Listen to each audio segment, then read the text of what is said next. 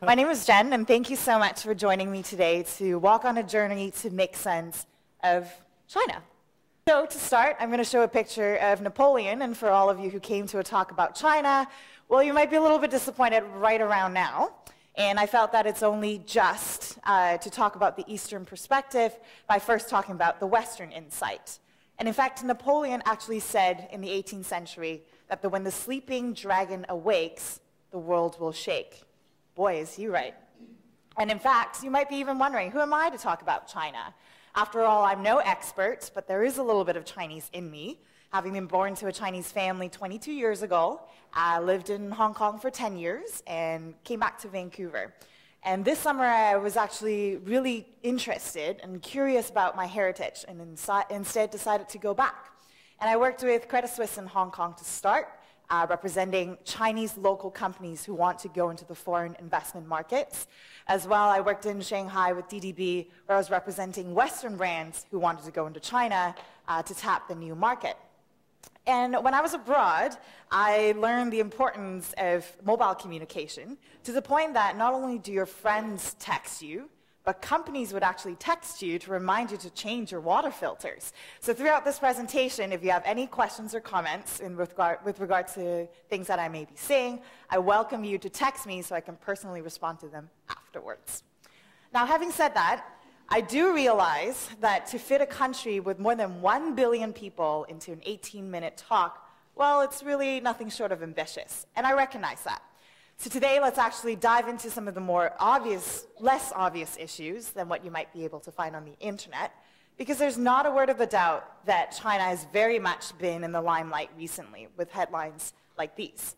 So much so that much of what the Western media portrays has been through one of three avenues: mainstream media, movies, and televisions. And of all these three sources, China's constantly being painted into one of two buckets of images. The first is that of, well, it's, the third world developing country, lots of social instability. And then the second one is constantly the one where it's kind of like a black box. I don't really what to quite make of it. And in both of these instances, it's consistent that there's an almost underlying consensus that these 6 themes keep popping up, being the pillars of any conversation around China. Now, some journalists might even go so far to suggest that these are the very same 6 reasons as to why China will just be a temporary phenomenon and will not become a threat to any global economic power play. But is that all there really is to China? I mean, if you look at companies like Google, eBay, Ford, they certainly will say so. I mean, look at their unsuccessful entries into the Chinese market recently due to various PR or operations scandal. Well, imagine this. You have been invited into a housewarming party. And I think we can all agree that in addition to bringing a bottle of fine wine and a friendly toaster, it's common courtesy that you wouldn't go into the apartment and start rearranging the furniture pieces or commenting on how poorly the layout of the apartment has been designed. This is the same analogy that my managing director in Shanghai had challenged me with. Because upon landing in China, getting off that plane, I had the very same biases that what Western media has painted for me. So before I move forward, I encourage you to leave the shoes at the door, step into a new room of ideas, and try to get to know China under a different light. Because after all, it's easy to forget. China is only really 30 years old, despite its 5,000 years of history. The reason why I say that is that much of the economic reform has only happened in the last 30 years since early 1980s. What you can't see is the fact that it's only 1991 that the Shanghai Stock Exchange market opened. It was only less than a decade ago that McDonald's opened its first location in China. All of it pointing to the fact that, well, 66.3% of Chinese people would say that they're really quite happy with how things are going back home. Even still, an additional 12% would even say that they're very happy about how things are going back at home. Now, with this new attitude in mind, let's revisit some of the issues that the Western media constantly portrays. Because for every single story, there are 2 sides to it. The first story is that of the Great Firewall, or censorship. Now, what most of us take for granted, like Twitter, Facebook, YouTube, Google, Gmail, all of that is banned in China. And I'm sure some of you in this room might even say, well, is there really a point to even go on the internet in such an environment? When I was traveling to Beijing, I actually decided to check into Foursquare when I was at Tiananmen Square, and the application on my iPhone would consistently crash on me every single time that I tried to check in. Before you get overly concerned about the internet landscape in China, keep in mind that for every single website banned, there's pretty much a Chinese equivalent to that very same website. In fact, I would even argue that this is an environment that the Chinese government has created essentially to nurse the companies domestically to have all the time that they need to build market share and to build know-hows before they're pitched directly to compete against their global incumbents. If you were to look at the top 10 richest people in China, more than half of that list will consist of internet startup entrepreneurs that got rich based on this environment. Twitter made headlines, at the beginning of the summer for having made its first 75 million users mark. Well, guess what? The fourth ranking social media site in China called Renren actually surpassed 128 million a year ago. Of course, the other commonly associated C word with China is communism. And while I'm no political science student, I'm not going to stand here and lecture in front of you about that.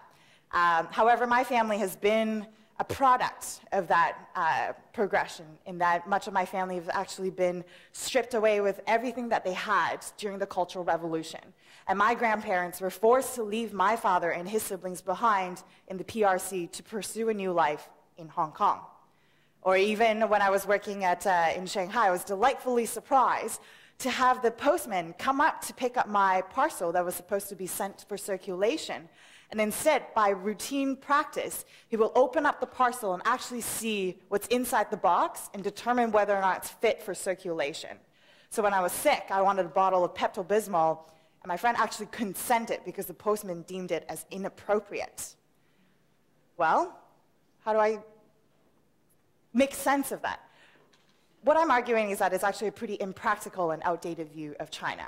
While it's communistic on paper, and the political party leading China is called the China Communist Party, really, in effect, the society is quite capitalistic. Chinese citizens are encouraged to buy and sell lands without worrying about the fact that the government's going to take it away at any point. Chinese citizens are encouraged to start their own businesses, so then they can actually channel the funds into either saving accounts or into invest in the stock market without worrying about the fact that the Chinese government will take away your money at any point. In fact, the issue of state ownership being a key quality of a communist environment, if you look at statistics, more than 150 state enterprises now are actually related to the Chinese government directly. This is a drastic decrease from the 90% of enterprises back in 1978 to being now less than 50%. Even more so, in such an environment, the Chinese government has actually suggested for its top leaders to find foreign managers to come in and run these state enterprises as an indication that the Chinese are ready to meet global competition and to play by the rules. Now, the third issue is that of corruption, and in a fast-growing economy, it's hard to escape not talking about this one. And in Shanghai, I was actually delightfully surprised when I was walking along the streets. There's a certain hour during a certain week in a certain neighborhood on a certain street that you'll find porn vendors coming out with their little carts at that indicated time and indicated location. This is because the porn industry is heavily regulated and banned pretty much in China, and the vendors have paid off the police to not patrol in that area during the pre-allotted time so that they could go about running their business. Or even when I was being pickpocketed on the streets in Shanghai, I was told by the 17-year-old girl who took my iPod to dare me to take her to the police, because it's pretty much evident that the Chinese government has paid off the police to tell them not to investigate in pickpocketing incidences because, well, to be frank, they just happen too often. Now, this is, again, think of it, part of it as China's 30-year-old birthday coming out party.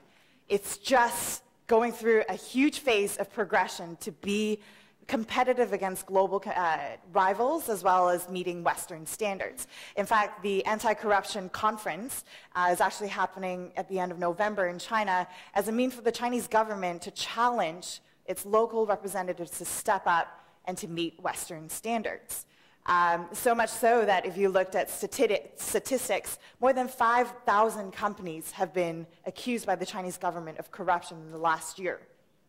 This is part of the Chinese government stepping up for global competition. This is a bit of a fun one. If you walk in Beijing or if you walk in the streets in Shanghai, you will see this all the time. And it's so funny because it's almost like a photo scavenger hunt. We're all familiar with the brand Lacoste, of course. And you would literally find on the streets in Beijing that there would be a Lacoste store, and right next to it would be a replica of the Lacoste brand. And some of the examples of the names would be Crocodile since 1982, French Crocodilian, and then my favorite one is Cleocotl, which, to be frank, I don't understand how that derived from crocodile. Or the fact that this summer when Apple launched the iPad, I was delightfully surprised to find iPad replicas the next day on the streets in Shanghai selling for only $140. And granted, they work just fine. So what do we make of it? I argue that it's just a screening mechanism. Again, part of China's mechanism of breeding its companies to be globally competitive. Think of it as a survival of the fittest idea. What you're looking at is a Facebook equivalent in China called Renren. And in fact, it's been so successful in gaining market share that there's virtually no other social networking site targeting just at the college market, like Renren has done. And you might look at all of that and say, well, you know what, I think China is kind of backwards. Culturally, it's not competitive to what the Westerners are doing, and I don't really know what to make of it. Being a Chinese is fun to bring home a boy to meet my family because my dad will ask to see his palm to determine the ultimate fate of not only him as an individual, but of us as a couple.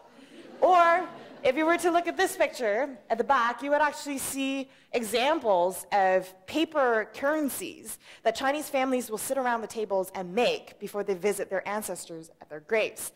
Think of it as a transfer of wiring money from life here to afterlife so that our ancestors are taken care of. And I'm looking out in the audience. I see a couple of gentlemen with unshaven faces. Well, guess what? If you're in China, you wouldn't be buying a lottery ticket today because that's unlucky. Or the next time when you go and have a bowl of soup for dinner or lunch with noodles in it, if you accidentally cut a noodle short into pieces before it's completely slurped into your body, that's bad luck too. It's just different. It's a byproduct of 5,000 years of history. It's just different. It's not that Western values are superior to that of the East. It's not that the Eastern philosophies are behind. It's just different. It's a 5,000-year history. Besides, it's quite neat to know that some of the things that I believe in and that I practice were also believed and thought about by my very same ancestors. You're looking at a website that's typical layout in a Chinese community. Now, for us Westerners, we're used to looking at a website and seeing a lot of white real estate, fancy icons, colors, clarity, think Apple. In China, research has actually shown that the more white real estate there is, it means that there's less credibility and validity to the content that's actually on the site. So it's very common for you to look at a website where there's layers of information, and you spend hours just figuring out how everything's organized. And when a Chinese sees a website layout like this, they rejoice. They think that this is quality content. It's just different. And it's hard to talk about an economy that's gaining so much traction in the world without, of course, addressing the issue of pollution. I got a personal experience of this when I was in Beijing hiking up the Great Wall, and I can literally take 2 fingers, take a swipe on my skin on my arm, and I'll see a layer of black dust on my fingerprints. Granted, when I first got off the plane, I thought that I was secreting some sort of foreign substance and that I need to check myself and into the hospital. Clearly not. But what I want to share is that China is actually thriving to be an icon for green. Some examples, think of the Shanghai Expo taking place in Shanghai this summer with the theme of Better City, Better Life. It's a showcase to the world of what green living can actually look like. Tell me another city in the world that you can think of where they turn off their iconic skyline to save energy. Well, Shanghai does that. Every night without fail at 10 p.m., they turn off the skyline to which people come and take pictures of as tourists to save energy. To even build on that, the Chinese are actually working on building up a network of eco-cities to showcase to the world what it means to have self-sustaining complexes. Imagine if China can actually provide the solution to end global warming and climate change. It's certainly taking steps towards that, and forgive my oversimplification, but if you were to look at the next 25 years, where's the money going? First of all, the Chinese have invested in $15 billion to jumpstart its own automobile industry and electric cars. $15 billion to 16 state-owned enterprises over 20 pilot cities to free not only China from oil, but to free the rest of the world from oil. This lays also foundation to the network of trains and airports that they're building. Did you know that the maglev, which is a train connecting the Shanghai Airport into the city center, is actually the world's first commercialized magnetic levitation train? Or the fact that the Chinese have invested heavily into jumpstart their stem cell research as well, buying up DNA sequences from foreign institutes to jumpstart its own industry. Well, ladies and gentlemen, this is modern China. And modern China is no longer going to be the manufacturing backyard to the rest of the world. So long are the days of made in China, instead moving into a new paradigm of innovated in China, quoting the words of the Prime Minister itself. And this opens up an opportunity for the generation like ourselves sitting in this room who are naturally curious, passionate about the surroundings in the world. This opens up an opportunity to not only change the lives of one person, but an opportunity to change the lives of 1.34 billion and beyond. To leave an impact not only for one country, but to leave an impact for the rest of the world and the global economic powerhouses of where the conversation should go. For us that are naturally curious, this is an avenue for you to think of new solutions to old problems, and we should all get excited about that. And the Chinese are welcoming to these kind of solutions, and I challenge you to see if there's a new way for you to take part in this conversation and to write a new chapter in the new world history. And hey, guess what? Maybe we would be part of the story that's being told in generations to come. And with that, welcome to China. And maybe even for some of you, welcome to your future home. Thank you for joining me today. And if you'd like to continue the conversation, feel free to follow me on Twitter. There's a list of China shakers and movers that you can follow that might suffice your interest. So thank you.